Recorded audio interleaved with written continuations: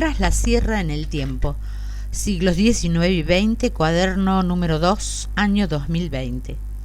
A los 150 años de la creación del Centro Educativo General José de San Martín, 1870-2020. Memorias del algarrobo abuelo.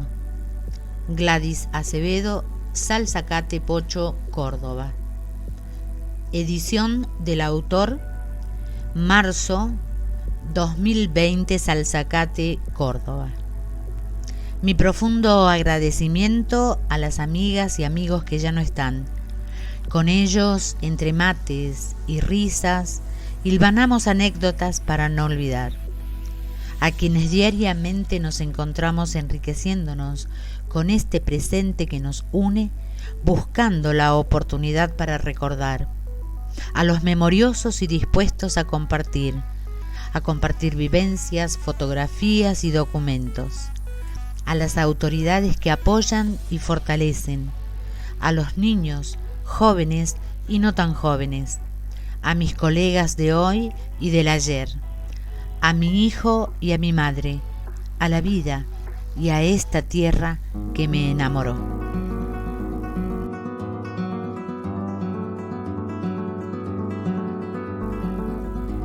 Como ya lo destacaba en el trabajo realizado en 2010, la palabra escuela encierra el corazón de las comunidades, el latido permanente de cada pueblo, paraje o ciudad.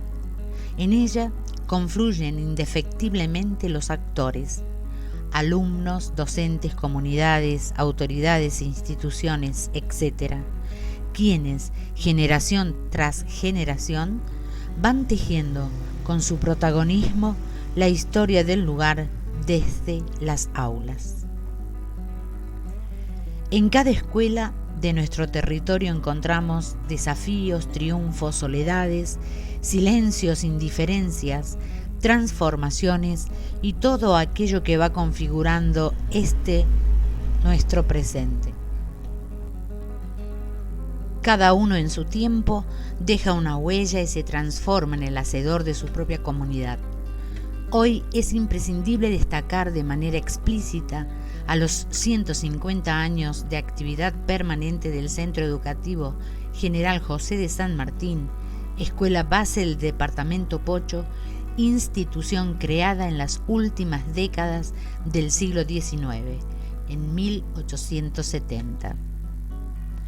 Fue la primera escuela creada en el departamento Pocho a partir de la necesidad de una comunidad ávida de progreso, consciente que la alfabetización de los niños y jóvenes era una necesidad urgente.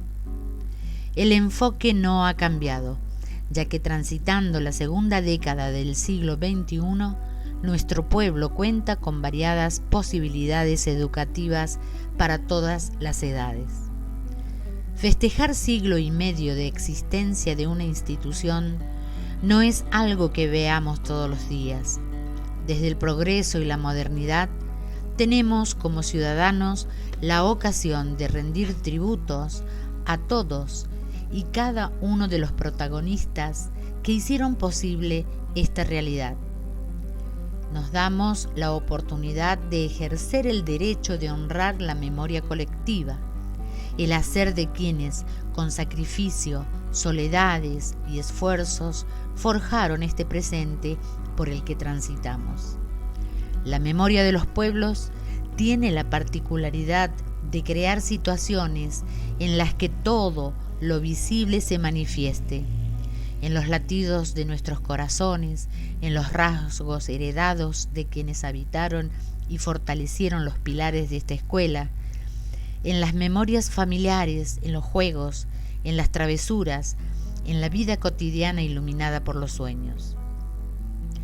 Hoy, 8 de marzo de 2020, es la oportunidad de adentrarnos en nuestra propia historia colectiva, abriendo puertas para el descubrimiento de las memorias olvidadas, porque festejar un acontecimiento de esta envergadura no es solo la fiesta en sí, es encender una llama en el corazón para dejar paso al asombro mientras descubrimos quiénes somos, de dónde venimos y hacia dónde vamos.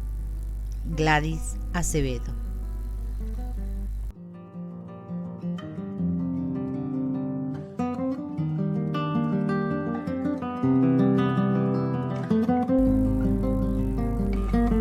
Comencemos entonces.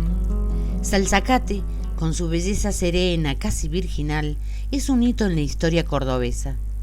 Por sus lomas, sus caminos, por la ribera de dos fuentes de agua, el río Jaime y el arroyo Cachimayo, duerme la historia de un pueblo de raíces comechingonas hermanadas con la española.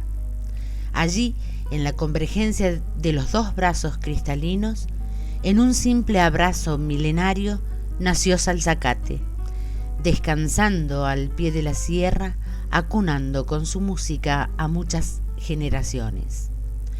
Hoy, 2020, cientos de morteros diseminados por la zona permanecen como viajeros en el tiempo, testigos irrefutables de la transformación y del cambio como parte viva de la comunidad salzacatense. Ellos continúan expectantes, misteriosos, inmóviles, casi cansados observando el hacer del hombre. Este pueblo no existe por casualidad. Es el resultado de más de 400 años y lo demuestra un documento con fecha 9 de marzo de 1600, en el que menciona el pueblo de Salzacate con sus caciques y sus indios. El valor de este documento consiste en la prueba fehaciente de la existencia de pueblos preexistentes en este lugar, yendo más allá del concepto de fundación. Esta perspectiva, desde la fusión de dos corrientes culturales, dio como resultado, mediante ordenanza municipal número 21/16, la creación del Día del Pueblo a festejar todos los 9 de marzo. Transcurrieron 420 años desde aquel pleito entre españoles. La confusión, la soledad y la esclavitud eran moneda corriente no solo en este pequeño poblado, pero los años fueron marcando líneas en la organización. Primero, la antigua iglesia ya construida en 1765. Luego, la escuela primaria 1870. En este marco, la creación de una escuela cobra relevancia en la construcción cultural y social de la zona. Marca un hito en la memoria colectiva de la sociedad y nos permite hoy observar algunos rincones de tiempos pasados para interpretar, comprender, valorar y honrar el protagonismo de los constructores de este presente.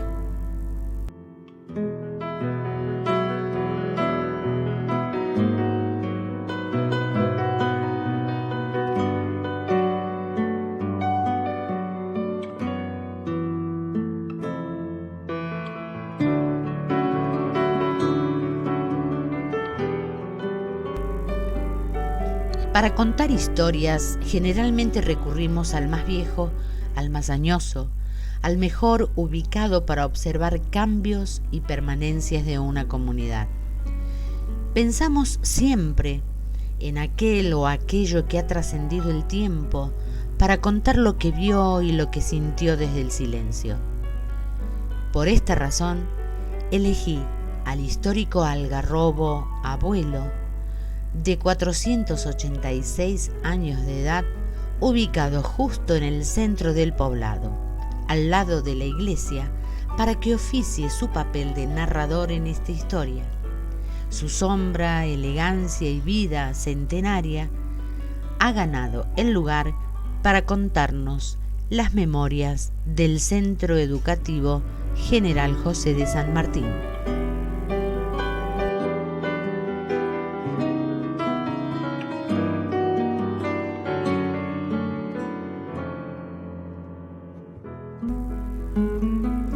Memorias del abuelo algarrobo. A pesar de los años, mi memoria está viva. Tanto amo a mi pueblo que he extendido mis cansadas ramas guardando entre mi follaje los recuerdos.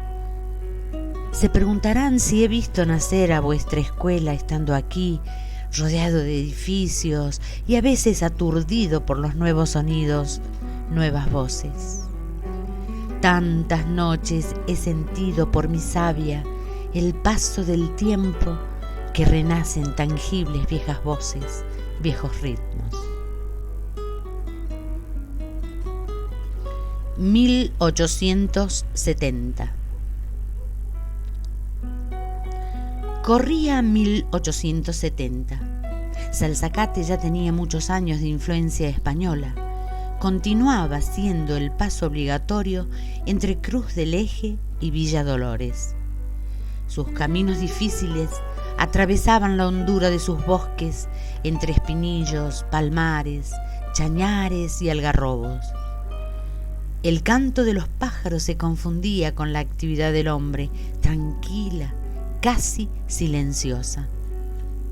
El trote de los caballos, el ritmo cadencioso de las carretas, el golpe sordo del martillo en la fragua, el perfume del monte serrano se confundían con el aroma de la comida criolla.